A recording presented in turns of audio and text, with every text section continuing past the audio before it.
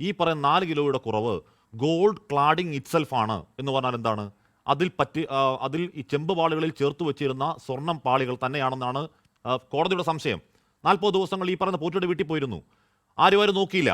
പോറ്റി ഈ പറയുന്ന എന്താണ് ആ സ്ഥാപനത്തിലേക്ക് കൊണ്ടുപോയി. ആരും കൂടെ പോയില്ല. ഇതൊക്കെ പോറ്റി കെട്ടുകയും പറ്റിയ കാര്യങ്ങളല്ല.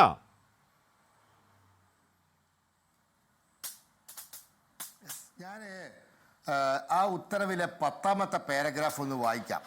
The unexplained reduction in the weight of the gold-cladded copper plates, the casual and unsafeguarded entrustment of these valuable articles to the additional 7th respondent, അതായത് Unnikrishnan Potti, the protracted and unjustified delay in their production before the 8th respondent, and the deliberate, ഇതാണ് ഏറ്റവും അപകടം, the deliberate misdescription of the gold-cladded plates as mere copper plates in the Mahasars of 19/7/2019 and 20/7/2019 together reveal a disturbing pattern of callous negligence and probable wrongdoing.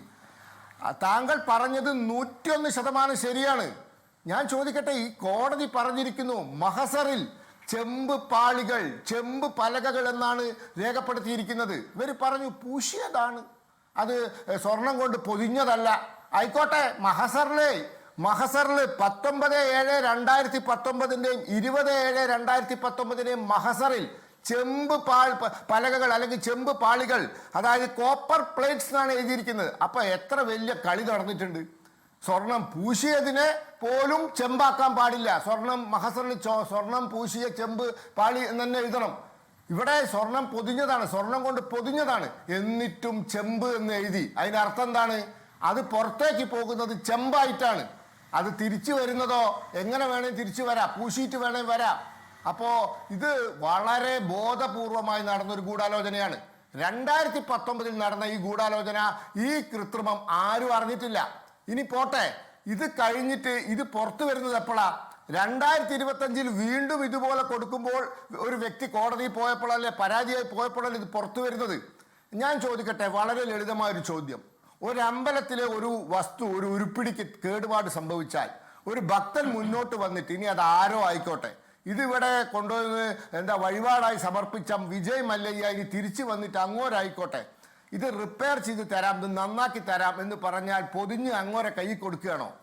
ഇത് പൊതിഞ്ഞ് അങ്ങോരെ കൈ കൊടുക്കുകയാണോ? ഇത് Devaswom board പറയുന്നതാ, ഞങ്ങൾ repair ചെയ്തോളാം, അതിൻ്റെ പൈസ നിങ്ങൾ വഴിപാടായി തന്നോളൂ. ആ പൈസ വാങ്ങിച്ചിട്ട് ദേവസ്വം ബോർഡ് ആ ദേവസ്വം ബോർഡ് ഉദ്യോഗസ്ഥന് മദ്രാസിലേക്ക് പോകേണ്ട വണ്ടി ചെലവും വട്ടച്ചെലവും വരെ എടുത്തോട്ടെ. അതൊക്കെ സ്വാഭാവികമാണ്, ഒരാളെ അങ്ങോട്ട് പറഞ്ഞേക്കേണ്ടി വരും.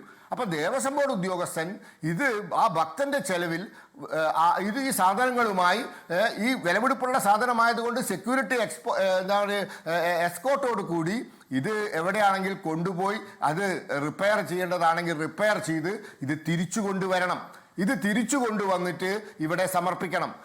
അതിന് വേണ്ട ചെലവിന്റെ പൈസ ബില്ലാക്കി ആ ഭക്തനോട് വാങ്ങാം. അതല്ലേ സാമാന്യ ബുദ്ധി. ഇനി ഒരു പീഠം കാണുന്നില്ല എന്ന് പറഞ്ഞു, പീഠം കാണാത്ത പീഠം വന്നല്ലോ, ഈ പീഠമാണ് ആ പീഠം എന്ന് എന്ത് ഉറപ്പ്? കോടതി തന്നെ ചോദിക്കുന്നുണ്ട് ഈ പറഞ്ഞ വിധിയിൽ, ഇത് അത് തന്നെയാണെന്ന് എന്താണ് ഉറപ്പ് എന്ന്. അതുപോലെ ഈ പീഠം, ഈ കാണാതായ പീഠം ബഹളമായപ്പോൾ പെട്ടെന്ന് എങ്ങനെ പൊന്തി വന്നു? അപ്പൊ ഞാൻ ചോദിക്കട്ടെ, ഇതാരാ?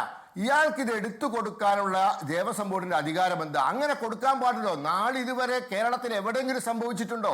ഒരു അമ്പലത്തിലെ ഒരു ഉരുപ്പിടിക്ക് അല്ലെങ്കിൽ ഒരു തിരുവാഭരണത്തിന് അല്ലെങ്കിൽ മറ്റെന്തെങ്കിലും ഒരു സംവിധാനത്തിന് തകരാറ് സംഭവിച്ചാൽ ഞാൻ റിപ്പയർ ചെയ്തു തരാം എന്നൊരു ഭക്തൻ വഴിപാടായി പറഞ്ഞാൽ അതിന്റെ ചെലവിന്റെ പൈസ വാങ്ങി ആ അമ്പലം ചെയ്യേണ്ടതല്ലേ, ദേവസ്വം ചെയ്യേണ്ടതല്ലേ?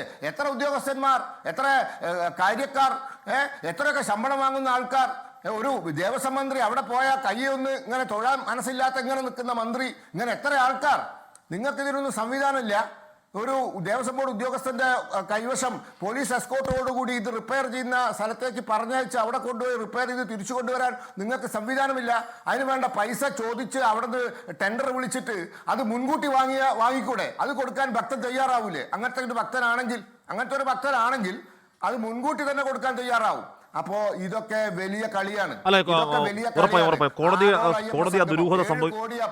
ശരിയാ, കോടതി അതിൽ ദുരൂഹം സംശയിക്കുന്ന ഒരു കാരണം എന്താണ്? ശബരിമല എന്ന് പറയുന്നത് ഭക്തർക്ക് അവിടുത്തെ ഓരോ തുരുമ്പും ഓരോ മണ്ണും അവർ അത്രത്തോളം ആദരവോടുകൂടി അത്രത്തോളം വിലമതിക്കുന്നതാണ്. പ്രത്യേകിച്ച് മൂർത്തിക്ക് ഇരുവശമുള്ള ദ്വാരപാലക ശില്പങ്ങൾ അങ്ങേയറ്റം വിലമതിക്കുന്നതാണ്. അതിൻ്റെ ദ്വാരപാലക ശില്പങ്ങളുടെ ഈ പാളി ഇളക്കി ഒരാളെ കൊണ്ടുപോവുക, ഇളക്കി ഒരാളങ്ങ് അയാളുടെ തോന്നിവാസം കൊണ്ടുപോവാണ്. അയാളുടെ വീട്ടിൽ 40 ദിവസം വെക്കുകയാണ്. 40 ദിവസം എന്ത് ചെയ്യുമെന്ന് അറിയില്ല.